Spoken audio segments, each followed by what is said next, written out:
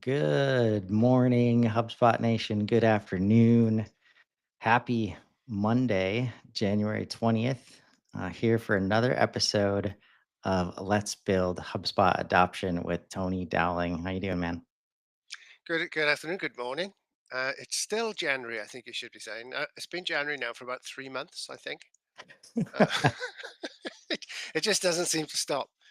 But I'm looking forward to the days again, slightly longer, maybe a little bit warmer. Spring is on its way. We're at the end, so looking forward to getting into some better weather. But Well, yeah, no, it's really good. we're supposed to get some snow tonight in the Woodlands, Texas. So I every thought other Texas was year like or really so. hot. Yeah, it's freeze warnings, all this stuff right now. Um, it comes in and it goes out usually once a so we're hoping that the power stays on because our infrastructure is not built for this. Oh But God, yeah, no, we'll be okay. We'll be okay. I know I'm there's sure lots of you will. single digit negative temperatures up north of us right now. So um that's why I moved down here. Yeah. Um, but HubSpot adoption. Mm. It's been a little bit since we chatted last. What's been going on? Yeah, it has been a bit, and there's a lot happening in the background in our business. Some of which perhaps will be revealed over the next few months, maybe. But more importantly than anything, I think we've been getting better at doing what it is we started out to do, which is to improve adoption. I think I sometimes like to clarify what we mean. Where I fall into this terrible sales habit of jargonizing everything, and flinging terms around. Um, and I think what I've realized most recently is adoption and the adoption gap, which we talk about. We talk about the space between people buying HubSpot and using it effectively. Means getting people to use HubSpot, right? It, it feels like a really simple problem, but I think the solution is quite complicated. And that's what I want to talk about today is where we come from when we address this problem. How do you get people to use HubSpot? Now, if you read LinkedIn, the font of all business knowledge, obviously, everything you've ever wanted to know about business, but we're afraid to ask is there. People will tell you that there's a million different ways to solve this problem. This problem of adoption. Most of it either comes down to more technology or more training. And I'm here to tell you, those things are almost never the case. Clearly, more training, especially, can never really hurt. I'd, s- I'd say that advisedly. A good training could never really hurt. But more technology or more of anything really is can be really problematic. Um, and Yeah. And the when that's the reason for the training, exactly, like where training in general wears out its welcome real quick when I've got yeah, a new tool every day to yeah, learn. yeah. Well, and the pivot in that a lot of businesses do. If businesses, at least the ones we deal with, are very transactional, very reactive, very short term. It seems to be these days everybody's under a lot of pressure, and that means a new undertaking, a new operating system, a new campaign comes along all the time. New GTMs or a new theory about this or a new theory about that, and people literally are overwhelmed with all this with information. So I think about it as adding complexity. And anytime you add complexity to a system, add anything into a system, you're increasing complexity. And clearly, by definition, as you increase complexity, you increase friction. You make things harder to use, you make things harder to understand. And part of the issue that you have, I think, with new things coming into the business, like HubSpot, is the business doesn't often let you drop the old things either. So we deal with people who are still using Salesforce and using HubSpot, for instance, or have got HubSpot and an ERP, or they never really quite got the conies, I think you say, over in your part of the world, young Chris, to make the change, to leap from one place to another, and that's actually where we start. So we approach the whole thing as management led, right? What we've realized really simply put, if management don't drive change to HubSpot or any other system, in fairness, if they don't drive that change in a coherent way, in a kind of in a joined up way, taking into account everything else that's going in the business, then it's really difficult to get it to work, right? So if you're a HubSpot admin and you're listening to this, and your management aren't bought into the HubSpot process, don't support you getting reps on board, or you getting the marketing team to use the social media editor, or worse, they don't use HubSpot for their reporting, for instance. We talked about that quite recently. Then you've got a really, really tough job on your hands. I'd argue an impossible job An on impossible your hands. job. An Yes. impossible job. So Yeah. our mission, if you like, is to get HubSpot to work. And we do that by convincing management that it's actually their responsibility, not admin's responsibility, not salespeople's responsibility. Obviously, there is a responsibility there. We need those people to comply. We need those people to take part, to play their part. But this all comes from the management of the organization. And generally, this is a vast sweeping statement, but generally, badly organized HubSpot means badly organized business.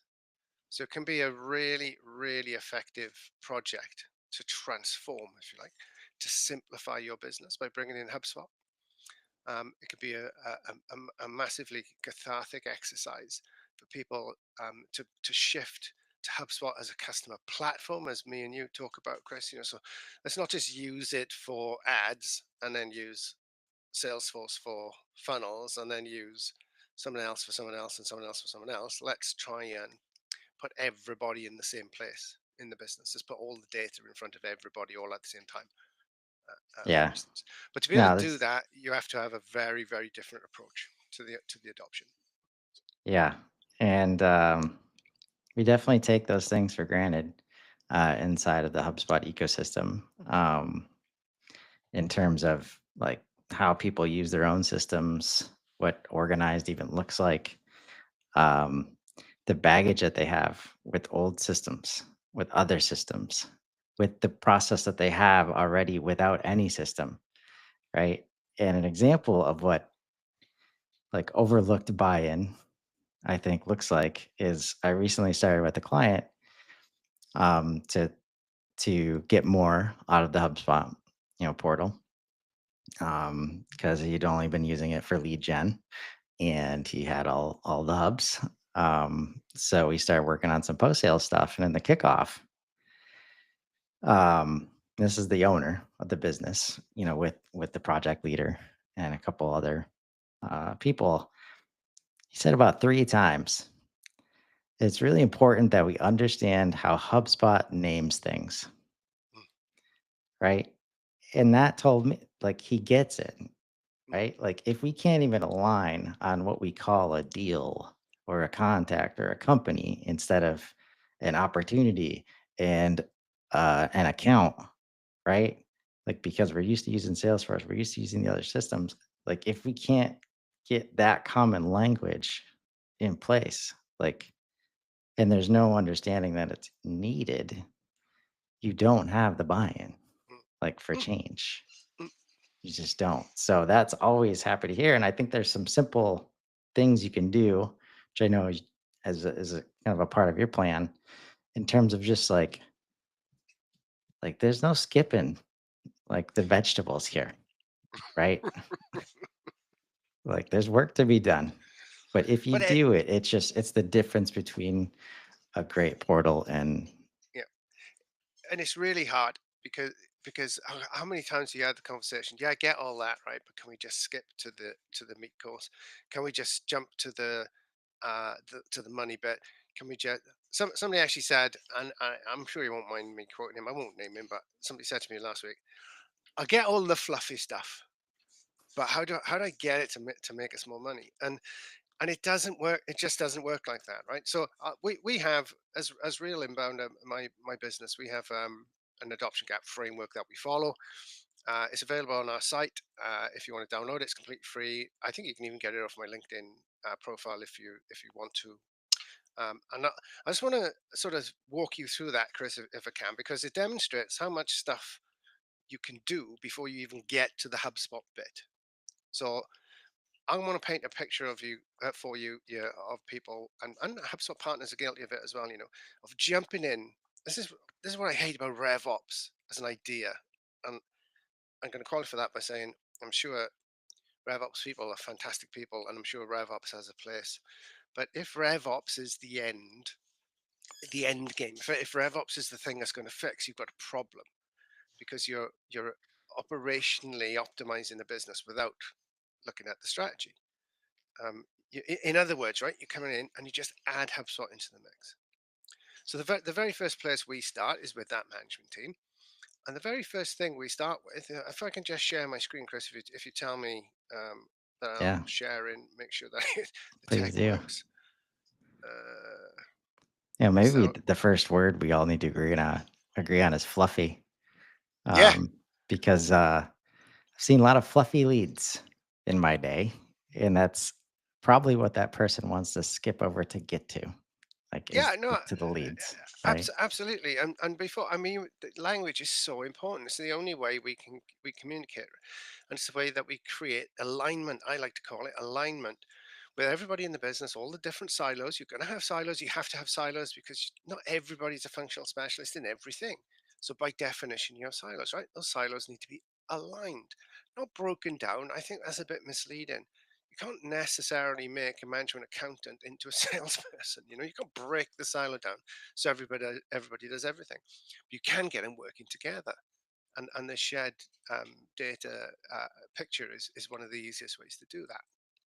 But before you even start, when we talk to our leadership teams that we work with about the importance of just preparation, of change management training for them, so they understand how much of an impact they have on the organization when it comes to HubSpot. If they set up in their ivory tower, I'm not all leadership are up in an ivory tower, I know, and say, right guys, you go and do HubSpot, let us know how you get on, it's not going to work.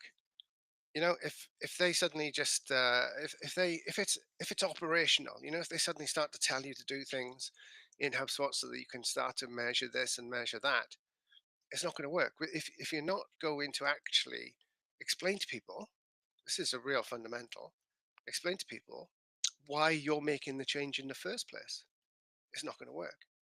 How many HubSpotters out there listening, how many times have you seen the teams that you work with say, this is the second, the third, the fourth CRM implementation we've been through? This is the second or third or fourth HubSpot implementation we've been through. You're the third partner we've worked with. Why do these things never work? Because of management's failure to pull them through the organization, right? So the first place, we want management to understand the basics of change management, and really importantly, just how important their commitment to this project is. If they don't buy into it, it's not going to happen. The end.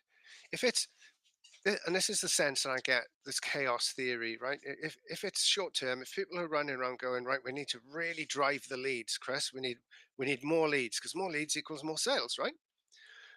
Okay. We need to really drive the leads. So how can help us drive leads? Well, we could do more content. We can run adverts. We can look at our social media. We can look at our social media advertising. Really, top of the funnel stuff. Um, okay, that's a thing. But let's not bother with product market fit. Let's not worry about what ICP we're talking to.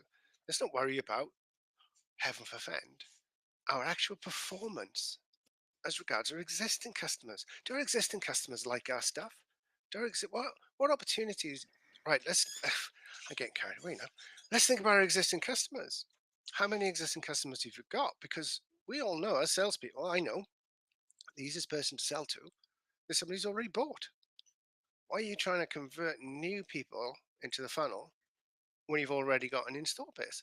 The only reason that makes sense, right, is if you are losing your existing customers so fast, you literally need to run to replace them, which means you've got major issues with the business that HubSpot's not going to fix anyway, right? So this is the first part. This has got nothing to do with HubSpot. This has got nothing to do with Yes. the technical platform. This has got nothing to do with the data hygiene. This has got nothing to do with the structure. This has got nothing to do with workflows or anything else. This is about teaching management, leadership, and management. That's their role in moving this piece of work. That is the critical role. Yes. Gosh, it's nothing to do with HubSpot here for sure. Yet, um, I see so many people digging into like trying to answer the question either why is everything working less well than it used to, or why is GTM broken like altogether? And Rob Jones asked me that last Thursday before we went live on Friday, and I immediately said SaaS. Like Mm, SaaS is why, right? And when you think about things like this, like how the way that management looks at these customer systems, right? They abdicated their responsibility because SaaS told them they could. yep. And that's why they're not focused on the customer base and they're focused on leads, leads, leads, more, because that's like, and I mean, I've been learning a lot. SaaS is great at selling SaaS. It's so good, right? And when this is where like, the past decade, maybe you got away with, oh, like more leads will make all the problems go away. It's not working so well Uh, anymore. and it sort of does. You sort of see it. There's another acronym because we do like a three-word acronym. PLG, product led growth. I don't even really know what that means. It's like we're going to make a product that is going to drive our growth, and so I guess that's because it works and because people like it and because it solves a problem for them and so on and so on. Well, if those things are the case, why have you got sales teams? Why have you got why are you driving millions of leads through your funnels? I don't know. I have my own views on this, and I think it does. I think that's a good call. I blame it on growth. I blame it on the idea that growth is the be all and end all of business. While it's clearly extraordinarily important, we appear to have lost sight of customer value.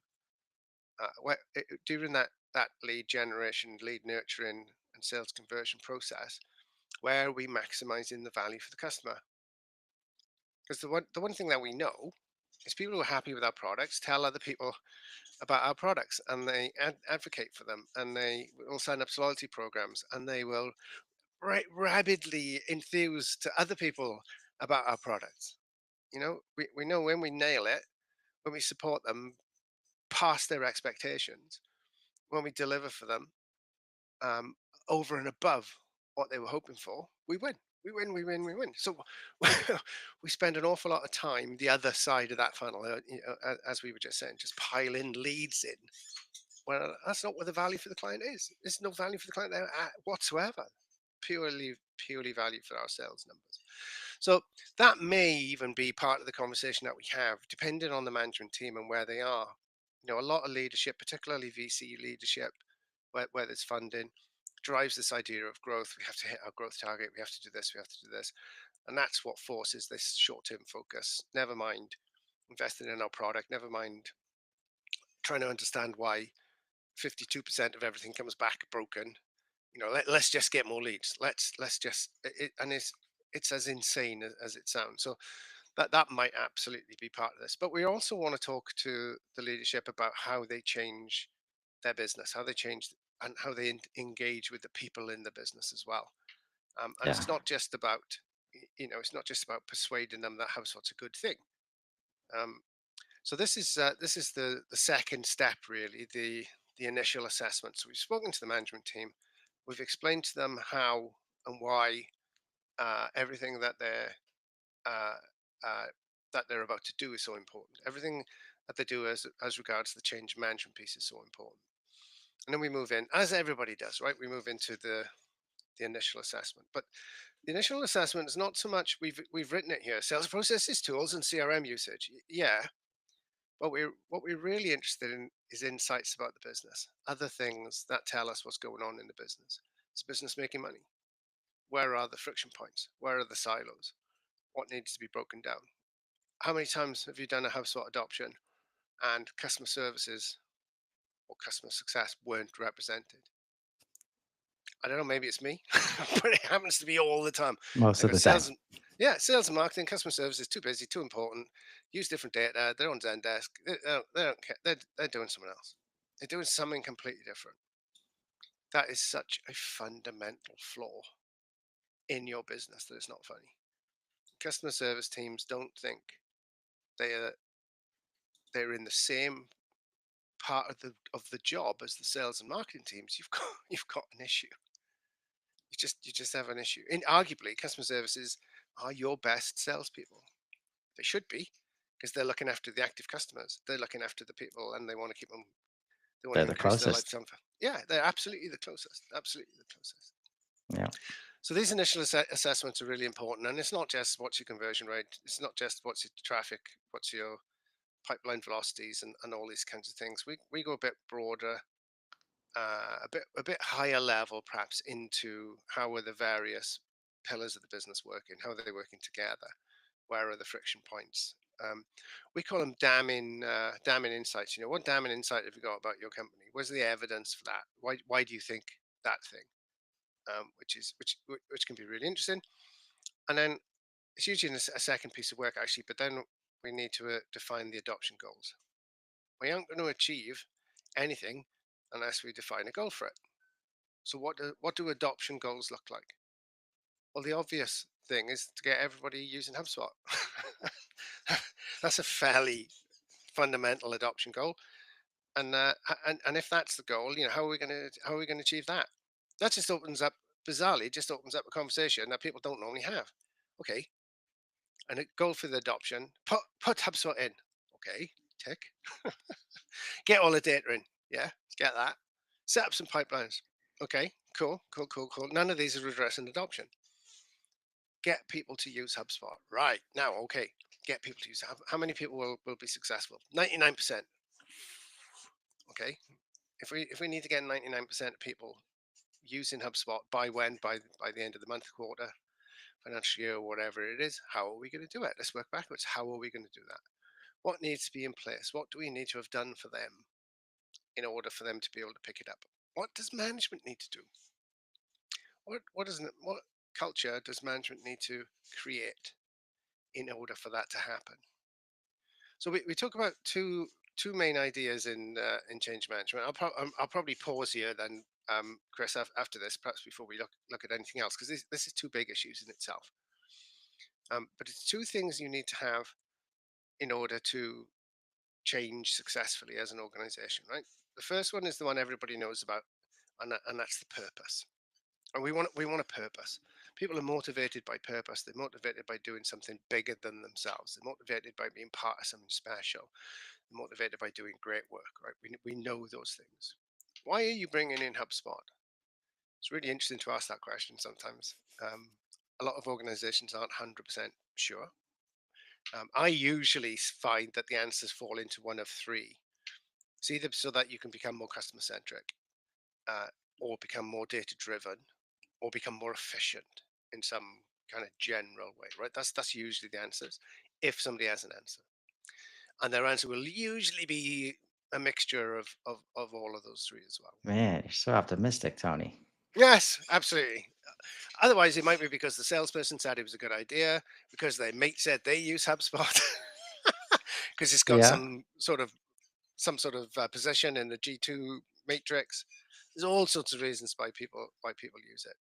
Well, So I think a big, and maybe this isn't a reason, but an underlying cause, it's like, especially when they haven't been using much yet, there's some kind of immense pain that's yeah, finally like arrived, right? And it's like, okay, we got to start doing things differently.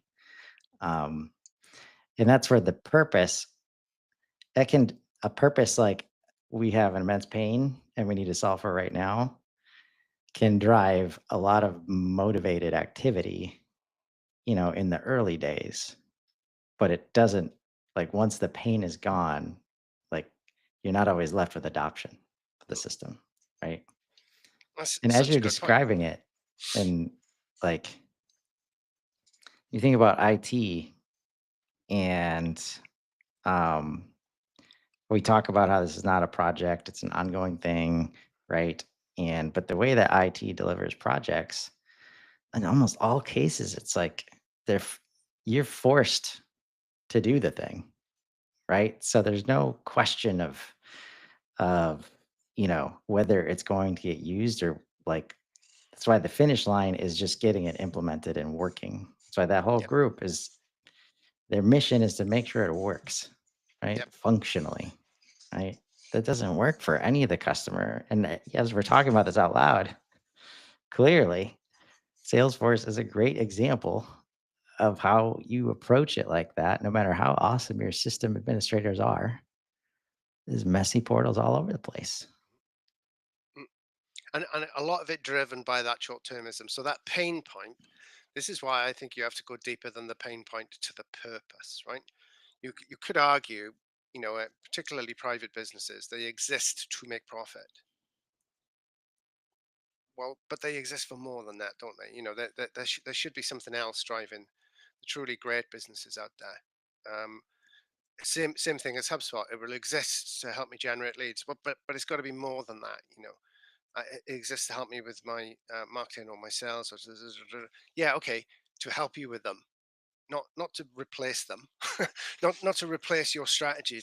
To think about the way you actually want to engage your customers. Think about the way that you want to deliver value to your customers. HubSpot can't do that. That bit's got to come from you. So when I'm talking about purpose, it tends to be so becoming more customer centric. For instance, is a massive undertaking for an organization because all the organizations that say they are in the world, most of them aren't. Most businesses aren't customer centric, and we can usually prove that on an etch a sketch in 15 seconds. It's not an opinion or conjecture on my part. That's actual fact.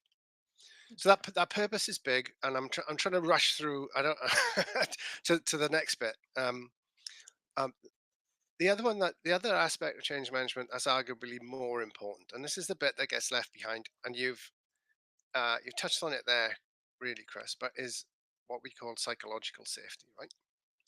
If you're going to ask somebody to change, you need to reassure them that it's safe for them to change because that old bait and switch will catch them out every time.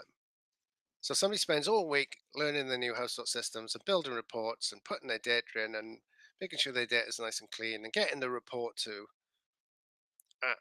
tie up to the old report, the way that they used to do it, right? And management comes along and goes, I'm not too sure about this HubSpot data. Could you just send it to me on a spreadsheet? That's an example of a lack of psychological safety, right? Because as a employee, as a worker now, I'm thinking, well, why am I bothering to do this? I'm not going to do that again. I'm not going to get stung like that again. I'm not going to waste my time like that again, right? So the other side of it is that you're going to fail when you start to do things in a brand new system. And the trick here is not do things in a brand new system as well as the old system, rather instead of the old system. Then you need to be reassured that when you trip and fall and face plant, that management's going to be there to pick you up and dust you off and send you back on your way, not criticize you, not pull you up for lack of efficiency or lack of performance, lack of productivity, which is what they tend to do. So, even before you start, oh, excuse me, my screen got pulled there. Even before you start, there are two big issues that are usually ignored during HubSpot adoption programs. One is the why are we doing it in the first place, and a big why, not lots of little whys because we need to save money or because we need more leads or because we need to do selling, because we all need to do selling. And psychological safety, and that psychological safety is not just the safety that I'm not going to get stung because I've done some work that's now waste because you're working the same way that we always used to work, but the safety to fail. And there aren't many organizations, again, that manage to make people feel safe in failing. And without failure, there's no growth. You talk about growth through leads. Without failing, without making mistakes, without breaking things, you're not going to grow. So again, you point to organizations that don't get adoption right, and you point to disorganized organizations, probably organizations that aren't going to transform and therefore fail. Um, So that wraps up this first piece of work that we do with people. We want to look at them. We want to talk about change management, talk to them about why it's so important, talk to them about some of the things that need to be in place, and where are we going from and where are we going to. This is before we've even opened the box. It's before we've even switched on HubSpot. We haven't got a HubSpot license yet. We don't even need to have bought the software. And we're talking about these really, really vital aspects of what's going on. Yeah. Or you've been asked to come and help clean it up. And before we do any kind of audits or cleanup at all, or we're doing this stuff, like we're not here to come and clean it up so you can wreck it in 6 months again. Right. I'm curious if you,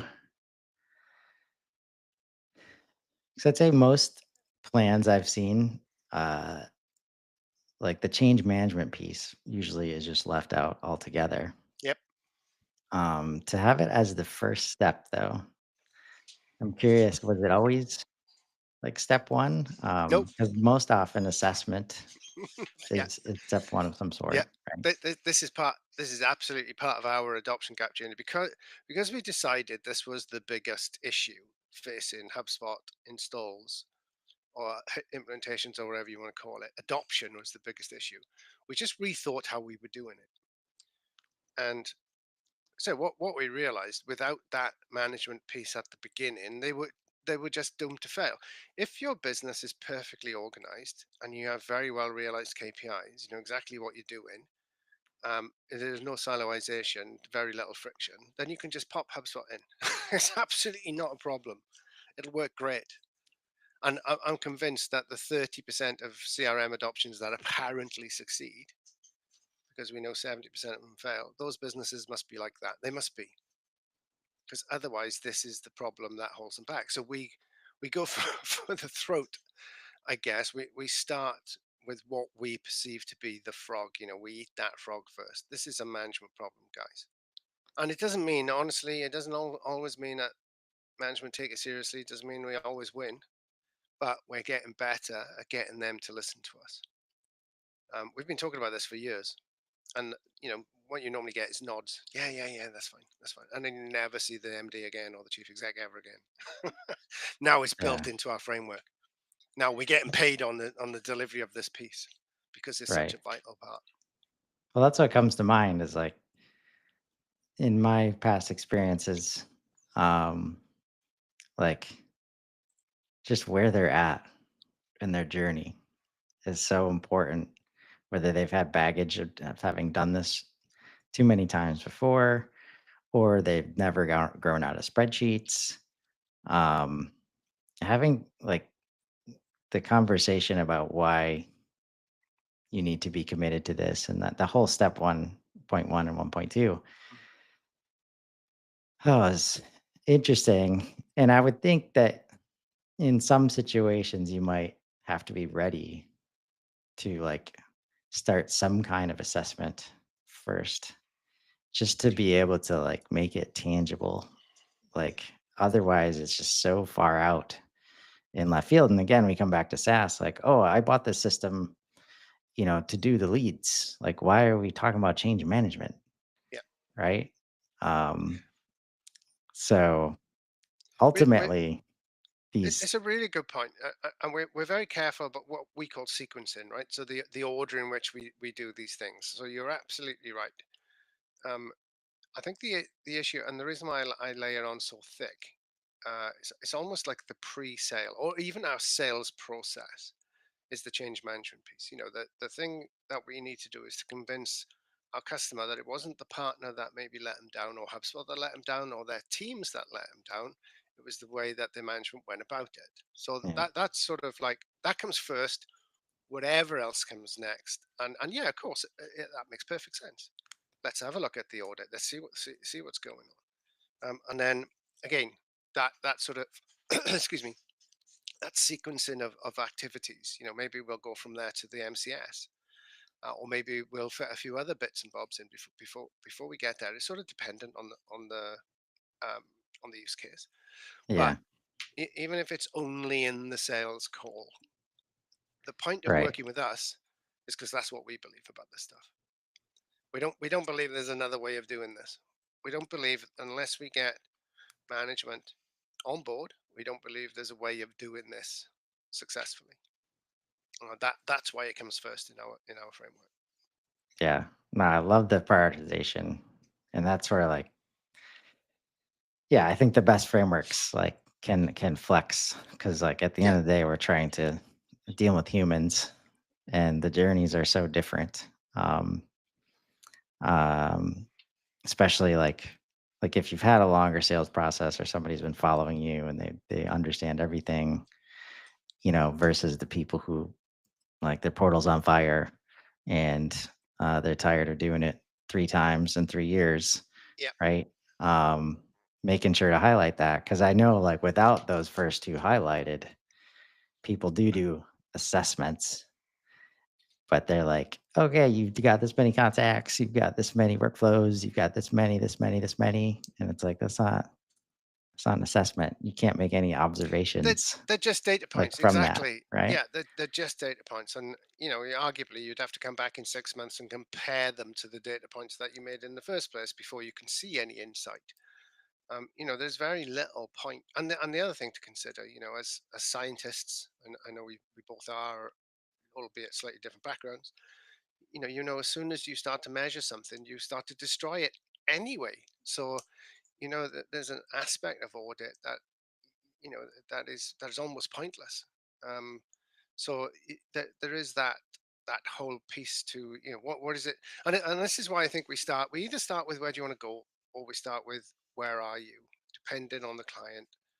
um, and that they're vastly different. And I think the idea is to get them to appreciate how different these two states are, and that Yeah, if they don't do something different, if they don't approach this differently, then they're not going to get from where they are to where because they forget about where they want to be. You come into work, you get your head down, you get covered in shit, it all rolls down the hill.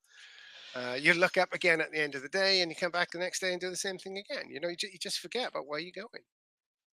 yeah, And that's a leadership issue. That's not my issue working for the business. That's not the middle management issue. right. That's not even a No, I sales think issue or anybody else's issue. That's a leadership issue. yeah, and that comes back to the heart of like psychological safety because like the whole goal of rolling all this together is like, can you have meaningful conversations like about where we are right now and where we need, want, would like to go, right?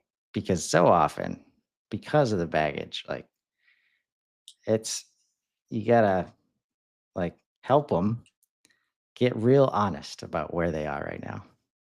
And that's with people, with processes, with technology, like um and that's the goal. Like until you have a commitment to understand like okay, we're in a safe space. We can get real about where all the gaps are, what tools we've wasted money on, what projects haven't worked so that it helps the partner in this case understand like, "Oh, okay, that's new. I haven't seen that one before, but it looks a lot like this other thing I just did." So, like we've got a plan for that, or we can work with you to develop that plan, ultimately at the end of the day. So, I like what you're doing, man. We You're on the we right lo- we track love here. it. We love it. I think they say it just. I mean, for me, for our philosophy, it's exactly what we've been trying to do for 6 years as a HubSpot partner, and it's taken us this long to really get it clear in our own minds, really. Yeah. Which is And it why sounds I like think, it's resonating too. yeah, Um, no, I think so. And I just give a mention for you on Wednesday before we sign off. If people want to find out more about adoption specifically, rather than our framework, we got a fantastic HubSpot user group on Wednesday, which you've been very kind enough to join. A couple of other familiar faces in there as well. Um, so if people want to join, either again look at my LinkedIn profile or reach out to me. I'll send you the link. yeah. South Wales HubSpot South user Wales group, hug. two Yes, thirty looking p.m. forward to doing it. Not sure what that is your time. Yeah. 5 Early. AM, y'all, so come out. Come out. Come out, support. 5 a.m. Wow. Well, that'll be great I'm as well. We'll do more. We'll talk more about committed. adoption then. Absolutely. Awesome, man. Well, this has been a fun one as always. I look forward to next week when we continue checking out your framework and Fab. um, getting past all this fluff. You know, Fluff. no, not fluffy at all. Maybe if you're good, eat your vegetables all through all this whole plan, then you can get to some fun stuff. Excellent. But no, this is great. And it's gonna be a fun week, man. So until next time, we'll Absolutely. see you on Look forward Wednesday. to it. Have a Brilliant. great day, everybody.